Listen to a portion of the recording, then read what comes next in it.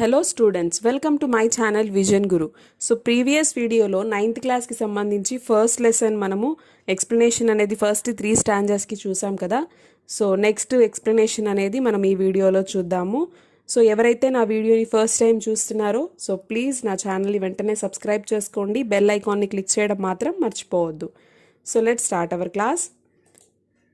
So మనం previous క్లాస్లో जिस देश में गंगा बहती है तो इस पाठ के पहले मुख्य चित्र के बारे में डिस्कस किया था. సో ఫ్రంట్ పేజ్లో ఉన్నటువంటి పిక్చర్ గురించి అలాగే ఈ 4 లైన్స్ పోయం గురించి మనం డిస్కస్ చేసాము. అదేవిధంగా ఉద్దేశ్య తర్వాత కవి పరిచయ్. సో ఈ పోయం రాసినటువంటి శైలేంద్ర కుమార్ గారి గురించి కూడా కొన్ని ఇంపార్టెంట్ పాయింట్స్ అనేవి మనం డిస్కస్ చేసాము. సో అలాగే ఫస్ట్ త్రీ స్టాంజర్స్ యొక్క ఎక్స్ప్లెనేషన్ అనేది కూడా చూసాం కదా. సో ఇప్పుడు దాని కంటిన్యూషన్ అనేది చూద్దాం. చూడండి, कुछ लोग जो ज़्यादा जानते हैं इंसान को कम पहचानते हैं. ये पूरब है पूरब वाले हर जान की कीमत जानते हैं. ఇక్కడ ఏం చెప్తున్నారు కవి? మనం ముందుగా డిస్కస్ చేసి చెప్పుకున్నాం కదా. సో ఈ పోయంలో మన దేశ గొప్పతనం గురించి, మన దేశంలో ఉండేటువంటి ప్రజల గురించి, సో వాళ్ళ గుణాల గురించి ఇక్కడ చెప్తున్నారు. సో ఏం చెప్తున్నారు? కుచ్ లోగ్ జో జ్యాదా జాన్తే హై ఇన్సాన్ కు కమ్ పెహచాన్తే హై. సో కొంతమంది చాలా తెలుసు అనుకుంటారు, చాలా ఇంటెలిజెంట్ అనుకుంటారు, మాకు అన్నీ తెలుసు, మేము బాగా చదువుకున్నాం, మాకు అంతా వచ్చు అనుకుంటారు.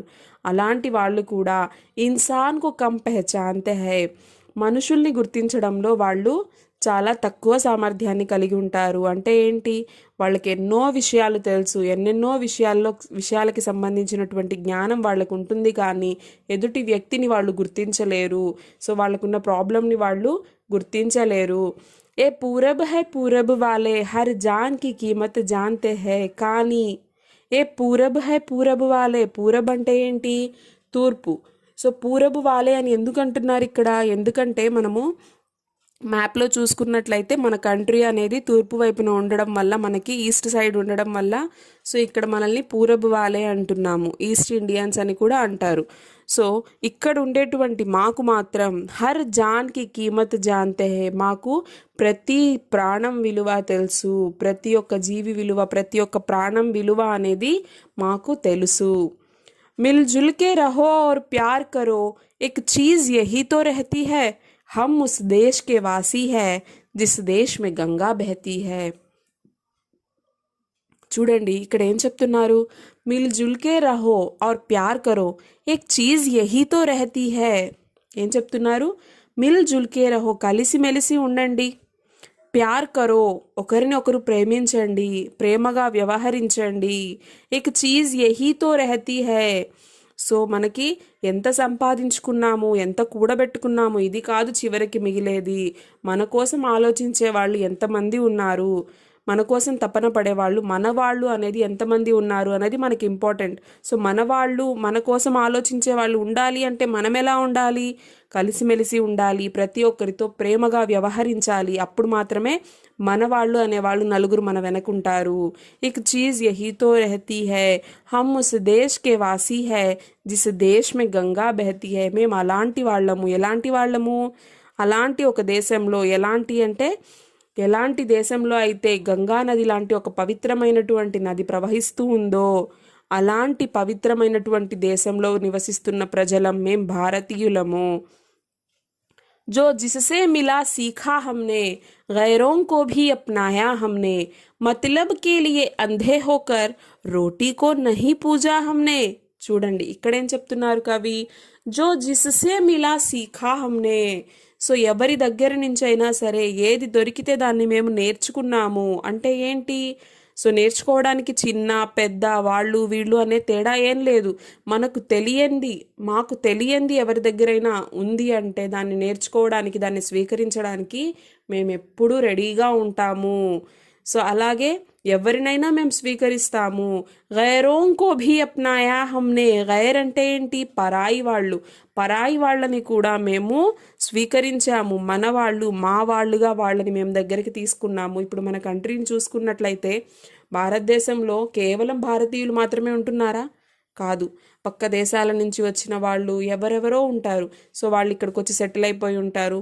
అలా అని మనం ఎప్పుడు వాళ్ళతో గొడవ పడట్లేదు. ఎలా ఉంటున్నాము? మనందరం ఒక్కటే.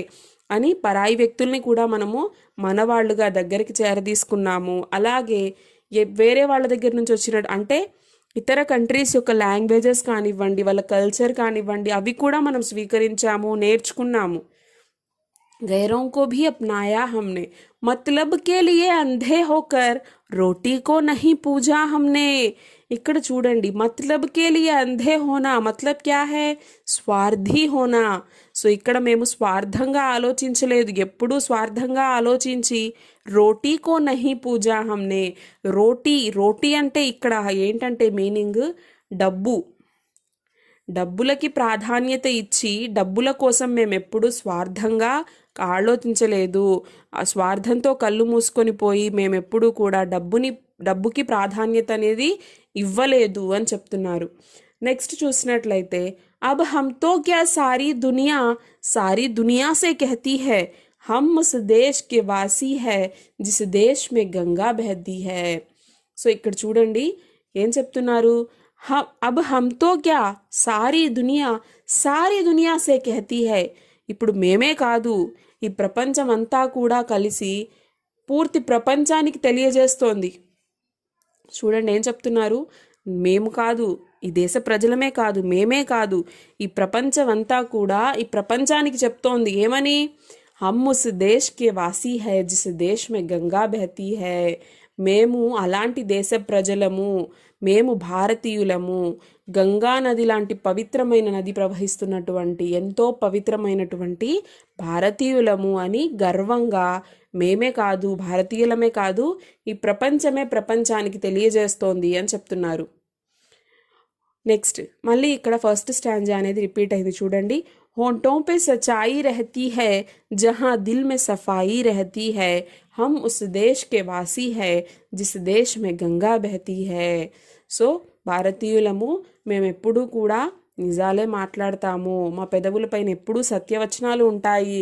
జహా దిల్ మే సఫాయి రహతీ హై, మా మనసులో ఎటువంటి కల్మషము, కుట్ర, కుతంత్రాలు ఉండవు. మేము నిర్మలమైన మనసుతో ఉంటాము, అందరి కోసం మంచిగానే ఆలోచిస్తాము. హమ్ ఉస్ దేశ్ కే వాసీ హై, ఎందుకంటే మేము భారతీయులము. భారతదేశానికి అంత గొప్ప ప్రాధాన్యతనిస్తున్నారు ఇక్కడ. గంగానది లాంటి పవిత్రమైనటువంటి నదిని, గంగానదిని మనం పూజిస్తాము, దేవతగా భావిస్తాము. అలాంటి ఒక పవిత్రమైన నది ప్రవహిస్తోంది అంటే ఈ దేశం ఎంత పవిత్రమైనది, ఈ దేశం ఎంత గొప్పది, అలాంటి గొప్ప దేశంలో ఉన్నటువంటి భారతీయులం మేము అని చెప్తున్నారు. సో ఈ కవితలో మొత్తం పోయం మీద మనకి ఈ దేశ గొప్పతనాన్ని వివరిస్తున్నారు. సో ఈ భారతీయులుగా మనం చేయాల్సిన అంటే భావి భారత పౌరులుగా మీరు రాబోయే కాలానికి మీరు రాబోయే భావి భారత పౌరులు కాబట్టి మీరేం చేయాలి, ఈ దేశ గొప్పతనాన్ని అలాగే ఉంచాలి, దానికి ఎటువంటి చెడ్డ పేరు తీసుకురాకుండా మీరందరూ కూడా నడుచుకోవాలి అని ఈ పోయం మీకు ఇవ్వడం వెనుకున్నటువంటి ముఖ్య ఉద్దేశం. సో ఐ హోప్ మీ అందరికీ అర్థమైంది అనుకుంటున్నాను. మీకు ఏమన్నా డౌట్స్ ఉన్నట్లయితే కామెంట్ సెక్షన్లో పెట్టారంటే నేను వాటికి కూడా క్లారిటీ ఇస్తాను. సో మనం ఇంకొక వీడియోలో ఇంకొక లెసన్లో కలుద్దాము. సో ఈ వీడియో కానీ మీకు నచ్చినట్లయితే ప్లీజ్ లైక్ చేయండి, షేర్ చేయండి and don't forget to subscribe my channel vision Guru. So next వీడియోలో కలుద్దాం. Thank you.